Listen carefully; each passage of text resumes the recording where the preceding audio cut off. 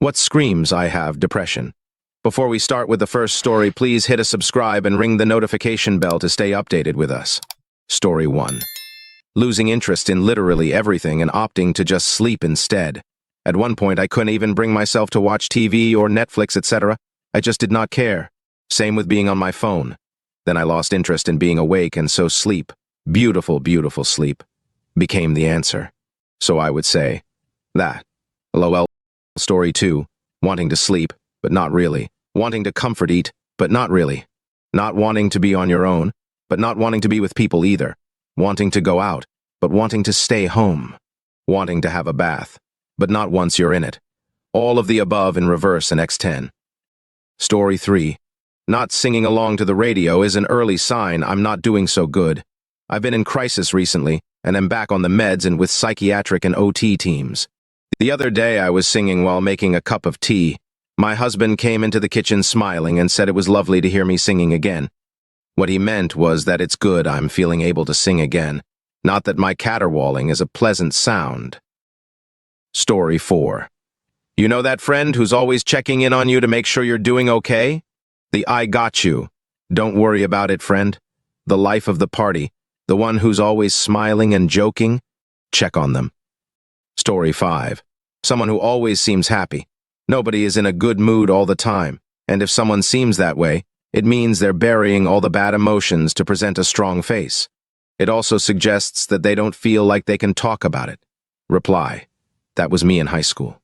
The moment I didn't seem happy anymore, I was accused of faking it for attention by my classmates. I had good grades and seemed happy, so they bullied and mocked me into silence. Kept it to myself for the most part for the better part of 6 years. Story 6. Someone who stops showing up to things they would normally really enjoy. Depression makes you not find joy in the things you like, which then makes you feel guilt or resentment when you do these things because you should be having fun, which then makes you avoidant of the very things you need to be forcing yourself to do to climb out of your depression. Story 7. Have you ever seen the light leave someone's eyes? Maybe not the point at which it left, but looking at your friend who's been absent, silent, etc. for a while, and noticing that their overall feel just doesn't. The laugh seems to come from behind a cheap, invisible wall and die early. Their engagement is surface level and intended only to satisfy the most base level of audience participation for your satisfaction. That's when they're trying. At this point, their psyche is in critical condition. It's make or break.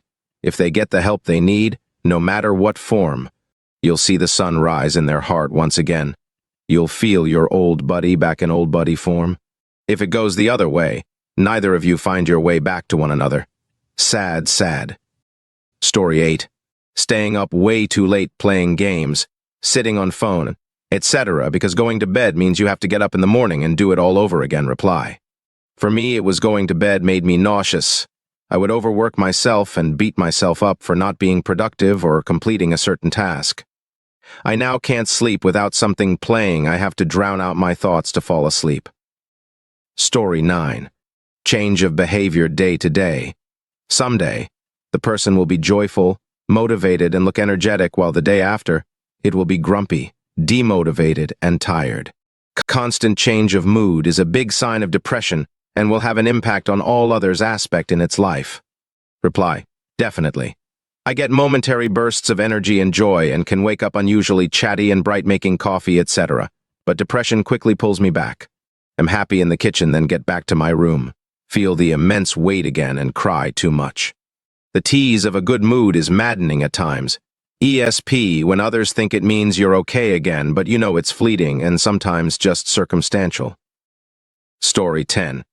My first therapist taught me this with my own depression. I came in for my 6-month review, filling out the same diagnostic questionnaire I did at our first session. I made so many improvements, felt way happier, saw light at the end of the tunnel, and I happily filled in all the bubbles. When he took me back into his office, he was deeply worried and asked me what happened. What's going on? I was so confused. He explained that my answers indicated a nosedive into deeper depression, and he wanted to address this before I ended up on watch, not quoting him, just being careful with my wording. I was floored. I had no idea, but he was right. Story 11. Currently going through that. I only want to sleep while a show is running on my TV. I am ignoring the show most of the time, though Bob's Burgers used to be a huge favorite of mine. I only let it run so when I am falling asleep it can seep into my dreams. Makes my dreams interesting. It's probably weird, right? No interest, no joy, nothing. Started a new med today and I'm hoping for the best. Story 12. I used to love gaming so much. I would always look forward to E3, RIP, playing a new game or my favorite PvP game. Now at most they help me distract myself, but I haven't, in so many years, been genuinely excited to play a new game or for the new games coming out. And some days I'm just 10 minutes into it and I think to myself, I'm not having fun. I stop playing and I don't know what to do. Story 13. I find myself lost in thought often, and then realize one or a few of the following happened. I closed my eyes. About 5 minutes, 10 or more minutes have passed somehow. I have no idea what the person talking to me was saying, and when I come back, they're still talking about that same thing. I have no memory of most of what happened within between the last few minutes and last few hours. Someone asked me if I'm listening, awake. I wasn't. It sucks, and I wish I'd stopped doing it. Story 14. My first big phase like this was with books. I was an avid reader and then just stopped for like 3 years. Finally got that back up and running. Depression got better. And then the pandemic hit and I lost all interest in movies and shows. I'm only recently coming back to that. Thankfully. Been playing a lot of catch-up. Learning that it was, in fact, depression that was fueling all of that helped a bunch.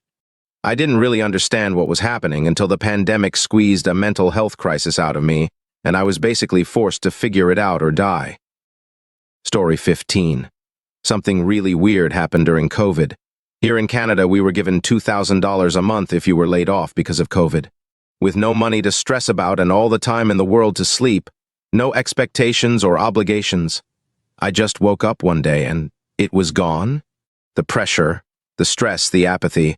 I went for a walk and everything seemed brighter and nicer, and when I got home I cooked and cleaned, and then sat and playing guitar for a couple hours. People constantly complain about the lockdown. But those 8 months might well be the only point in my entire adult life I was ever truly, deeply happy and felt free. While writing this comment, I realize I'm back to only wanting to sleep all the time again. Story 16. Intense irritation at small things. Reply. Had to scroll way too far to find this. I know when depression is rearing its head again because everything and everyone is just too freaking much to deal with.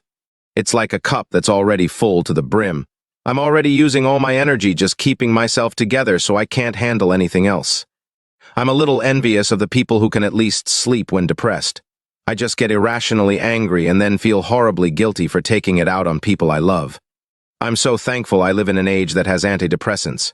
I know they're not for everyone, but we have a long family history of depression, including a great-grandmother who was literally in an institution for a while, so there's obviously some flaw with our neurochemistry going on.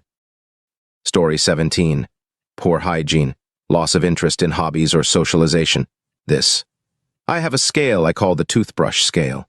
It's a measure of how bad my depression is based on what I'm doing, or not, to take care of my oral hygiene.